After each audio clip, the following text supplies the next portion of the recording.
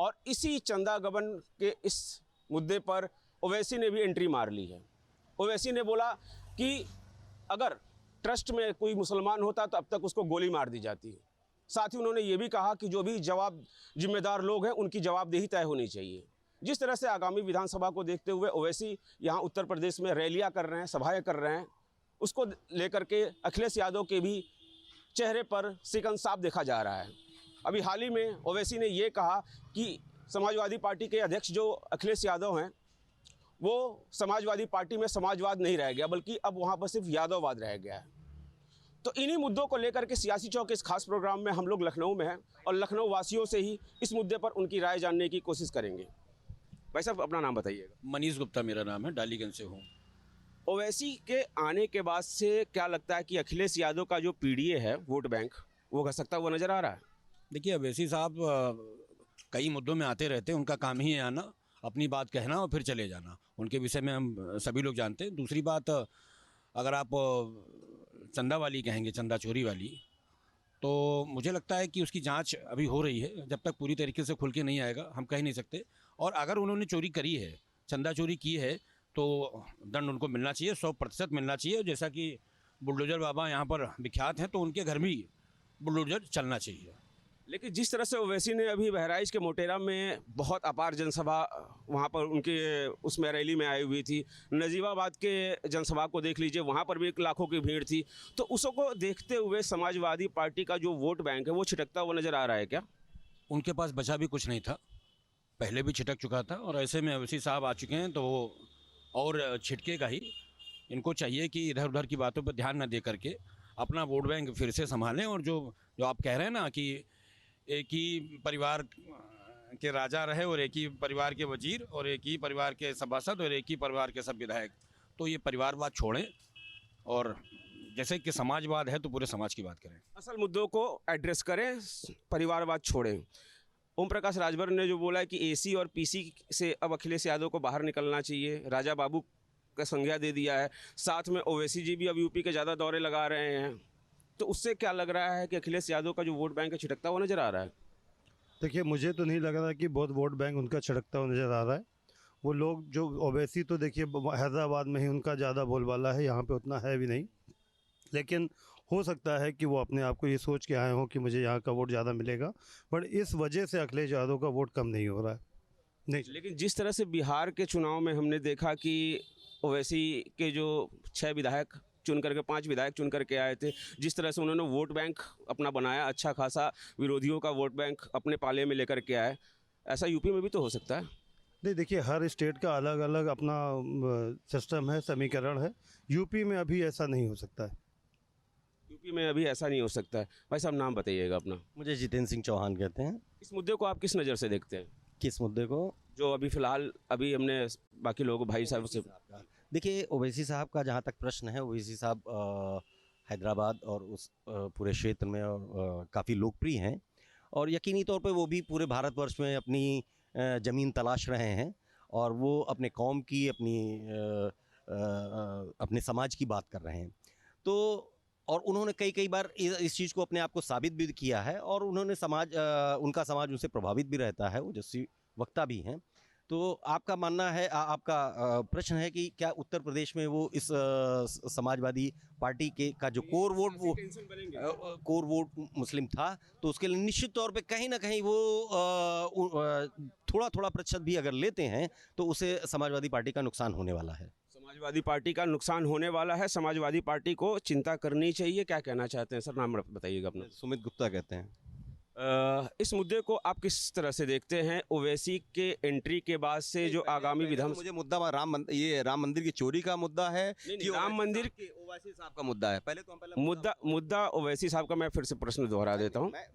मैं दोहरा देता हूँ। मंदिर के चंदे के चोरी के ऊपर बात करना चाहते हैं कि ओवैसी साहब की एंट्री की बात करना चाहते हैं? ओवैसी साहब की एंट्री की बात करना चाहता हूँ। ओवैसी साहब की एंट्री, आपको जितने भी यहाँ की जनता है उसको सबको पता है कि ओवैसी साहब सिर्फ वोट काटने आए हैं और मुझे नहीं लगता है कि ओवैसी साहब के यहाँ आने से कोई बहुत ज़्यादा फर्क पड़ेगा यहाँ की राजनीति में। यहाँ पर जनता को सिर्फ तरक्की चाहिए है, जनता को सिर्फ विकास चाहिए और मुझे नहीं लगता कि सिर्फ विकास के मुद्दों पे भटक के और जनता धन की राजनीति पे जाएगी। उत्तर प्रदेश का हर एक वासी उत्तर प्रदेश का हिंदू, मुस्लिम, सिख, ईसाई सभी ये बात समझ चुका है कि उसको ये सब लोग ठगने आते हैं, बरगराने आते हैं, राजनीतिक भाषण देने आते हैं। वो राजनीतिक टूर पे चलते हैं, महाराष्ट्र में जाते हैं, इधर जाते हैं, तो राजनीतिक टूर का यहाँ कोई बात नहीं होगी।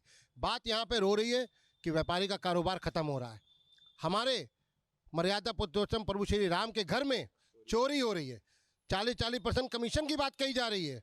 और ये भी जांच होनी चाहिए कि वहाँ पर रजिस्ट्रियाँ कितनों ने कराई, पूरा रजिस्ट्रियों का डाटा निकालिए। बिल्कुल जांच होनी चाहिए, और जो भी दोषी हो, चाहे वो नीचे का कोई कर्मचारी हो या ऊपर का कोई ट्रस्टी हो, सबकी जवाबदेही तय होनी चाहिए और कठोर से कठोर दंड मिलना चाहिए, मेरा भी हर मानना है। आदमी किसी भी धर्म का हो, कहीं भी मत्था टेकता हो, कहीं भी मौलवी पंडित किसी के पास भी जाता हो, चाहे गुरबानी पढ़ने जाता हो, अगर वो अपनी जेब में जितनी उसकी क्षमता होती है, जितनी उसकी औकात नहीं, जितनी उसकी आस्था होती है, वो अपनी आस्था के हिसाब से वहाँ दर्शन मत्था टेकता है।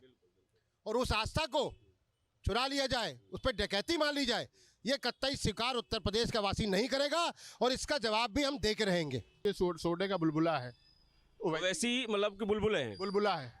उत्तर प्रदेश के अंदर कहीं पे कोई उनका स्थापित नहीं है। अपने हैदराबाद में जाकर के अपनी राजनीति रोटियां सेके, उत्तर प्रदेश में उनकी राजनीति कहीं चलने वाली नहीं है। बिहार में उन्होंने अच्छा अपना मतलब कि चुनाव लड़ा, 5 विधायक उनके जीत करके आए। बंगाल में अच्छा उन्होंने अपना वोट बैंक बनाया, तो उत्तर प्रदेश में क्यों नहीं हो सकता है? उत्तर प्रदेश का आप समझ सकते हैं, आपका इतना बड़ा न्यूज़ चैनल है, आप ही लोग जबरदस्ती उनको हीरो बना। उन्होंने ये कहा है कि अब उत्तर प्रदेश का मुसलमान दरी नहीं बिछाएगा, हिस्सेदारी की बात करेगा। गलत बोला उन्होंने। दरी पे बैठता ही नहीं है इंसान, यहाँ कुर्सियाँ लगती हैं। समाजवादी पार्टी में कितना प्रतिनिधित्व है मुसलमानों का? ये कहना मेरा उचित नहीं है। परिवार को छोड़ दिया जाए, कितना प्रतिनिधित्व? चूंकि आप उस वर्ग से आते, इसलिए मैंने आपसे ये सवाल पूछा। ये कहना उचित नहीं होगा।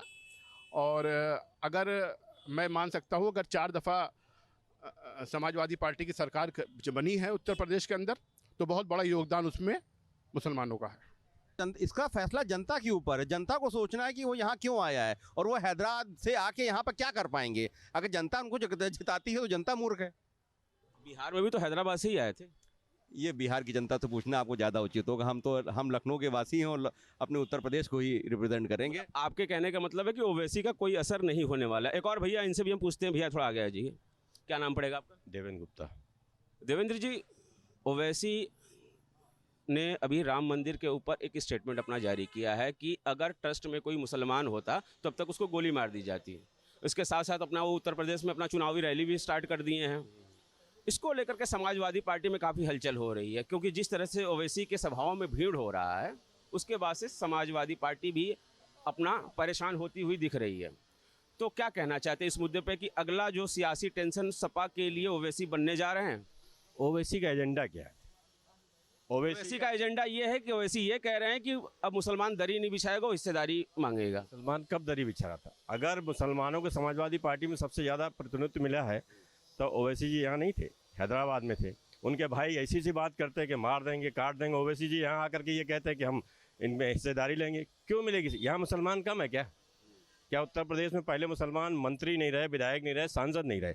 ओवैसी जी की कोई औकात यूपी के अंदर नहीं है। और बात करते हैं अगर वहाँ चंदे की, वो बता रहे हैं कि वहाँ मार दिया जाता, तो मस्जिदें हैं इतनी। कभी उन्होंने कहा कि मस्जिद में जो चंदा आता विदेशों से भी आता, उसको कभी सार्वजनिक किया है? उसकी बात उठाई है? क्यों नहीं उठाते हैं? ये खाली हम और सबको, पब्लिक को बरगलाने वाली चीज़ें होती हैं। असल मुद्दे पर ओवैसी जी ने कभी बात ही नहीं की कि उनका एजेंडा क्या है, कि यूपी में आएंगे तो हम क्या करेंगे। ये क्या कि हम दरी नहीं बिछाएंगे, कोई एजेंडा हुआ? आप अपना एजेंडा बताइए, मुसलमानों के लिए क्या करेंगे। ये उन्होंने कभी नहीं बताया है। वो अपने लिए करते हैं और राजा महाराज की तरह बैठते हैं वो।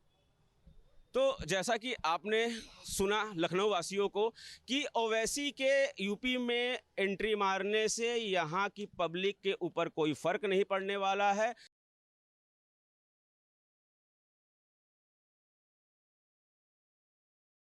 राम मंदिर चढ़ावे को लेकर लगातार सियासत गर्मा गई है और अब ओवैसी की एंट्री हो गई है। ओवैसी का बयान आया है कि अगर ट्रस्ट में कोई मुस्लिम होता तो उसका इनकाउंटर हो जाता या उसे गोली मार देती। अब ओवैसी की एंट्री के बाद माना जा रहा है कि समाजवादी पार्टी और कांग्रेस का जो मुस्लिम वोट बैंक है वो खिसक सकता है। इसका अनुमान लगाया जा रहा है। जनता क्या सोचती है, आज इसी मुद्दे पर बात करेंगे। ओवैसी की यूपी में एंट्री हो चुकी है, वो अपने प्रत्याशी भी यहाँ उतार रहे हैं और तड़ातड़ रैलियां भी कर रहे हैं। राम मंदिर मुद्दे को लेकर अब पहले सोच रहे थे कि चढ़ावे का मामला कहां तक जाएगा, लेकिन अब इसे लेकर सियासत गर्मा गई है। पूरी राजनीति में इस मुद्दे को लेकर हलचल दिखाई दे रही है। हमारे साथ यहाँ के वरिष्ठ लोग हैं, मथुरा के, जो जनता के बीच रहते हैं। विजय जी, जिस तरीके से लगातार राम मंदिर के चढ़ावे को लेकर बयान आ रहा है, तो किस तरीके से आप देख रहे हैं इसे? देखिए, मैंने पूर्व में भी आपके चैनल के माध्यम से एक कार्यक्रम में मैंने कहा था कि राम मंदिर के चढ़ावे में जितने भी लोगों ने जिस प्रकार की भी कोताही बरती है, चोरी की है, और इस जांच की आंच जहां तक जाएगी, मैं मानता हूं कि हिंदू हृदय सम्राट गोरक्षपीठाधीश्वर हमारे यूपी के मुख्यमंत्री योगी आदित्यनाथ जी निश्चित तौर पर दूध का दूध, पानी का पानी करेंगे, और इसमें किसी भी व्यक्ति को नहीं बख्शा जाएगा। ये तो रही एक ट्रस्ट की और ट्रस्ट में होने वाली चोरी की बात। लेकिन जो सबसे बड़ा हास्यास्पद बिंदु है कि पिछले कई वर्षों से हम कहते आ रहे हैं कि वो चाहे कांग्रेस हो, चाहे सपा हो, चाहे कोई और दूसरी पार्टी हो, ये लोग सत्ता में आने के लिए बस एक मुस्लिम वोटों की लालसा और मुस्लिम तुष्टीकरण को ही अपना हथियार बना के आगे बढ़ते हैं, और किसी भी चुनाव में बस वही नज़र आता है। बाकी फिर ये कि बदनाम किया जाता है भाजपा को, भाजपा हिंदू मुसलमान करती है। जबकि देखा गया है कि मुस्लिम वोटों के लिए जिस प्रकार का इनके बीच में आपस में इस समय एक खींचातान चल रही है, अखिलेश को लग रहा है मेरी ज़मीन खिसकने वाली है, कांग्रेस को लगता है मेरी खिसकने वाली है, ओवैसी को लगता है कि किसी की ज़मीन खिसके न खिसके मैं थोड़ी सी उत्तर प्रदेश में अपनी ज़मीन ज़रूर बना के चला जाऊँगा। जिस प्रकार उन्होंने अभी शायद बिहार में बनाई है, थोड़ी सी बंगाल में बनाने का प्रयास किया, तो ओवैसी अपने आप को राष्ट्रीय पार्टी बनाने की ओर जा रहे हैं। और ओवैसी आप जानते ही हैं कि वो मुस्लिम लीग का एक दूसरा चेहरा है। जिस प्रकार मुस्लिम लीग ने भारत के 96% मुसलमानों ने पाकिस्तान के बनाने के लिए अपना वोट दिया था, और इसके बाद 70% भी 50% भी उसमें से नहीं गए, वो वापस यही गजवा हिंद करने के लिए आमादा हैं, तो वो जमे हुए हैं। और जिस प्रकार का उन लोगों ने एक माहौल बना रखा है, मुस्लिम वोट बैंक, मुस्लिम वोट बैंक, मुस्लिम वोट बैंक, तो सही मायने में अब हिंदू वोट बैंक भी जागने लगा है। उसकी भी समझ में आने लगा है कि कांग्रेस हो, सपा हो, या ओवैसी हो, या कोई और हो, कोई भी विपक्षी दल, इन सबको ऐसा लगता है कि बस एक मुस्लिम वोट बैंक को अपना फूफा बना लो, और इसके बाद सारे के सारे साले और भांजे बन जाएंगे। तो अब इतना सब नहीं होने जा रहा है। आप क्या समझते हैं इस तरीके से ओवैसी की एंट्री अब हो गई है, और कह रहे हैं कि अगर कोई मुस्लिम होता तो इनकाउंटर हो जाता, और तड़ातड़ रैलियां, और यूपी में अब उनका मिशन यूपी स्टार्ट हो गया? देखिए, ओवैसी जी इस बात को लेके बिल्कुल ये उनका गलत बयान है, क्योंकि अगर कोई अपराधी अपराध करता है तो उसके लिए उत्तर प्रदेश पुलिस कार्रवाई करती है, किसी मुस्लिम होने के कारण कभी कोई कार्रवाई नहीं करती है। तो ये तो उनका केवल एक जो राजनीतिक बयानबाजी है वो है कि जिससे कि कहीं ना कहीं किसी भी मुद्दे को लेके एक ध्रुवीकरण की राजनीति की जाए, हिंदू मुस्लिम किया जाए, तो इसके कारण उन्होंने इस तरह का बयान दिया है। तो उनके साथ में ये भी कहा है कि जो अगर ट्रस्ट में कोई लापरवाही हुई है तो उस मामले में पूरी कार्रवाई होनी चाहिए। देखिए, ट्रस्ट की जो लापरवाही का जो सवाल लगातार उठाया जा रहा है, इसमें जो भी आपसी मतभेदों के कारण ये जो मुद्दा है सार्वजनिक रूप से हुआ, और गंभीरता, इस प्रश्न की गंभीरता इसी सरकार के समक्ष है, और वो कहीं भी कोई कोताही ना बरते, इसके कारण SIT भी इसमें राज्य सरकार के द्वारा गठित हुई है, और उसकी रिपोर्ट एडिशनल सेक्रेटरी गृह संजय प्रसाद जी को दी है। उनके आधार पर FIR भी हुई है। कहीं कोई इस तरह का अभी उसमें इन्वेस्टिगेशन चल रही है। पिछले पूरे 5 साल का जितना भी रिकॉर्ड है वो पुलिस उसमें जो है उसमें जांच में लगी हुई है कि कहीं भी इसमें कोई भी अगर इस तरह का अपराध शामिल होता है तो उसमें पुलिस आगे कार्रवाई करेगी, उसमें आगे चार्जशीट लगाएगी। लेकिन अगर अभी कहीं भी किसी विपक्ष को या जनता के समक्ष जो है उसका दूध का दूध, पानी का पानी हो सके, तो अभी ये जांच का विषय है कि इसमें कहीं कुछ हुआ है या नहीं हुआ है। चूंकि जो ये राम जन्मभूमि क्षेत्र ट्रस्ट बना है, ये भारत सरकार का ट्रस्ट है। गवर्नमेंट ऑफ इंडिया के जियो के बाद इसमें आगे कार्रवाइयाँ हुई हैं, और एक दूसरे के लिए आरोप हर जगह, हर संस्थान में, सभी जगह एक दूसरे के ऊपर आरोप लगाए जाते हैं। ये हम सभी जानते हैं, ये सब राजनीति के तहत होता है। ओवैसी इस तरह के बयान दे रहे हैं और यूपी में एंट्री हो चुकी है, तो अखिलेश और राहुल गांधी को कोई ना कोई नुकसान या उनका वोट बैंक खिसकने वाला है? देखिए, चाहे ओवैसी हो, चाहे कांग्रेस पार्टी के जितने भी वरिष्ठ नेता हैं, चाहे मुलायम सिंह, अखिलेश यादव जी हैं, सभी विपक्ष के नेताओं को इस समय एक ये ऐसा मुद्दा लगने लगा है, क्योंकि उन्होंने इस तरह से इस मुद्दे को तूल देना चाह रहे हैं कि इसमें कितने करोड़ों रुपए का जैसे कोई घोटाला हुआ है। कहीं भी कोई भी आरोप ना इस तरह का किसी पर आए या ना आए, इस बात के लिए भी राज्य सरकार ने अपनी पुलिस के माध्यम से पूरी तरह से जांच और ऑडिट जितनी भी हैं इसको किया जा रहा है। मैं आपसे ये बताऊं, चंदा चोरी का मुद्दा बड़ा मुद्दा है, ये असर भी डालेगा आने वाले विधानसभा के चुनावों में। लेकिन इसमें एक चीज़ गलत ये हो रही है, वे लोग इस पर सवाल उठा रहे हैं जिन्होंने चंदे में एक कौड़ी नहीं दी, जिसने राम मंदिर बना, राम मंदिर में दर्शन करने आदमी जो नहीं गया, वो इन पे सवाल खड़ा कर रहा है। सवाल एक आम जनता करे, मैं करूं, आप करें, ये सवाल खड़ा हो सकता है। लेकिन ओबीसी आ रहे हैं, उनका क्या मतलब? नाच न जाने आंगन टेढ़ा, फिजूल के मुद्दे बनाना इनका शिगूफा रहा है। ये इनके भाई हमेशा इसी तरीके के बयान देते हैं ताकि पब्लिक को भड़काया जा सके।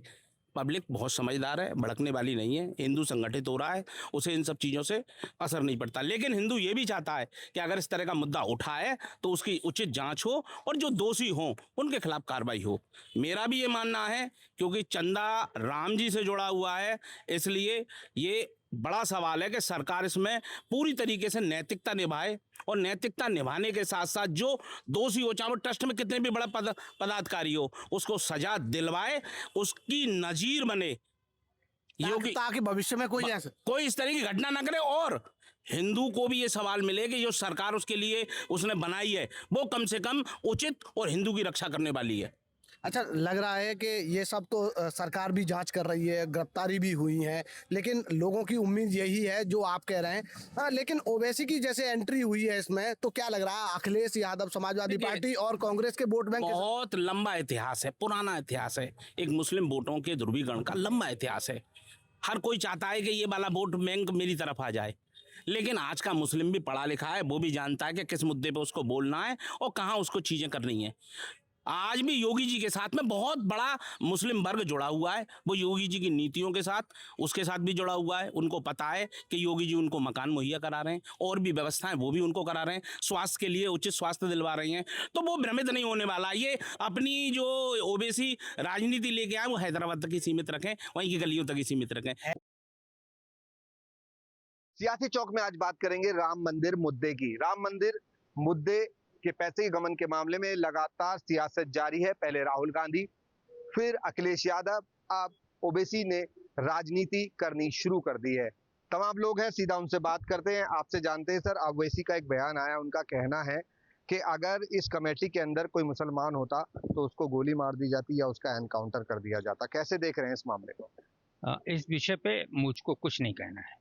अब ओवैसी एक राजनेता हैं, उनकी जो मर्जी वो कहें, लेकिन मेरा मानना है ये सारी बातें राजनीतिक हैं ही नहीं।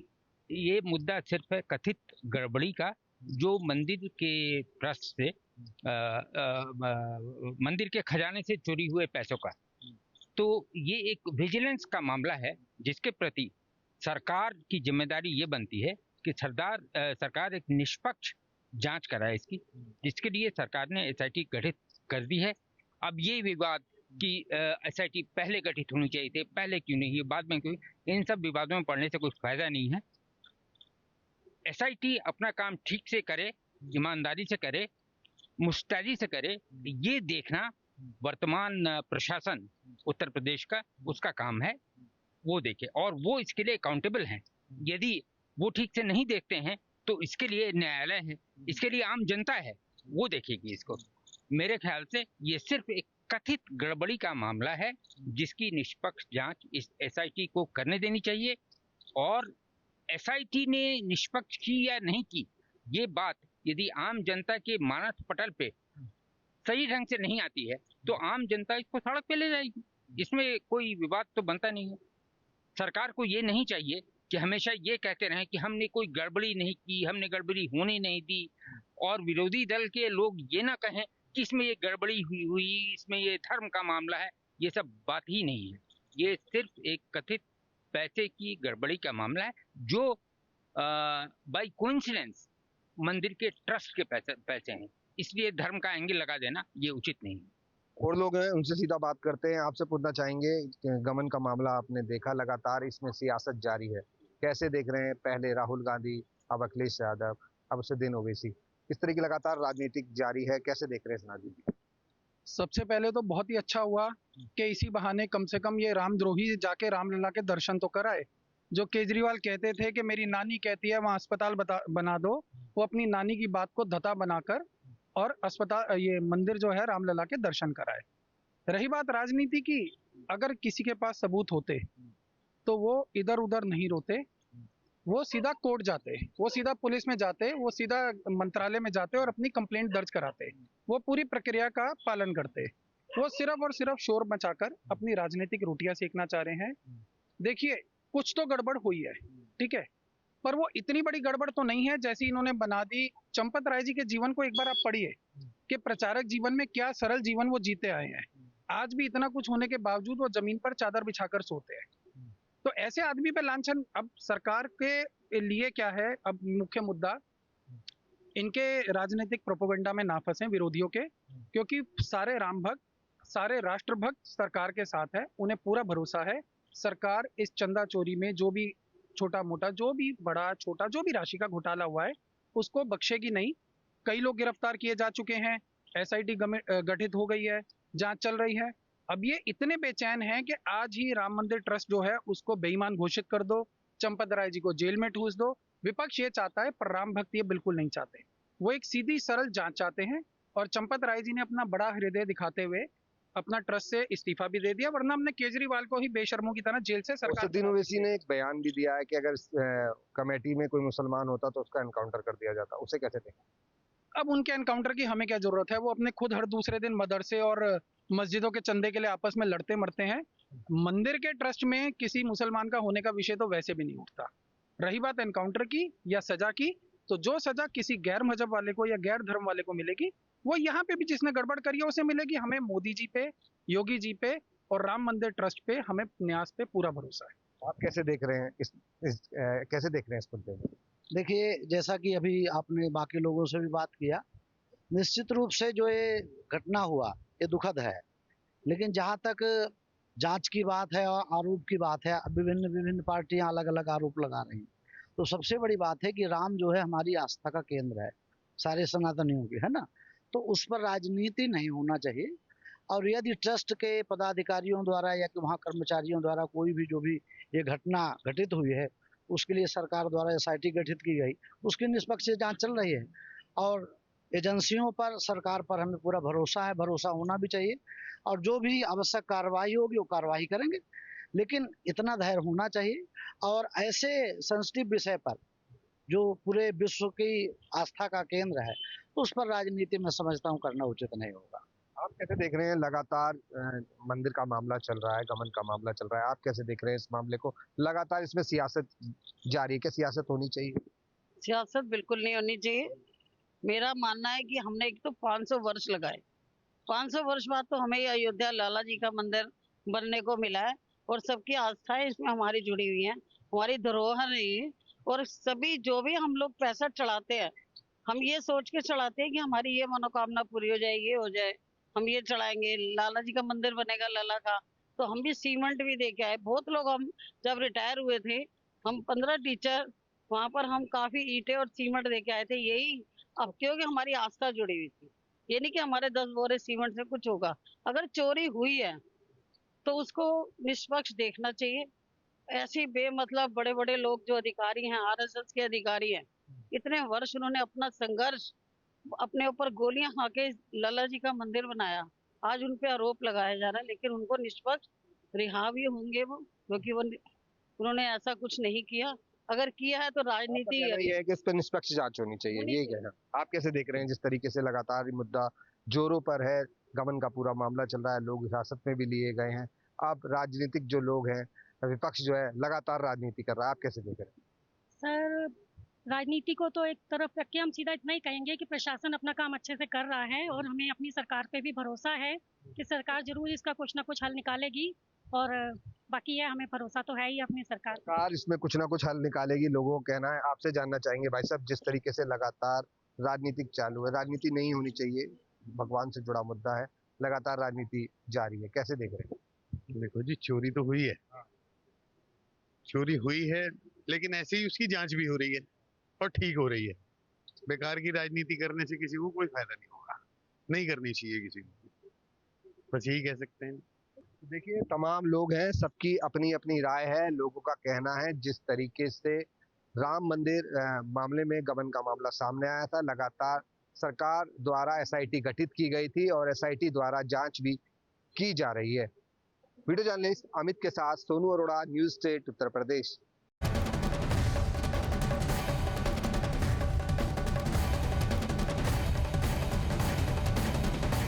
आपके मोबाइल पर तुरंत आएगी ब्रेकिंग न्यूज। स्क्रीन पर सबसे पहले दिखेगी बड़ी खबर। देश दुनिया की हर खबर एक जगह। अब आपके मोबाइल पर तुरंत फटाफट इंस्टॉल कीजिए न्यूज नेशन ऐप और रखिए खुद को अपडेट।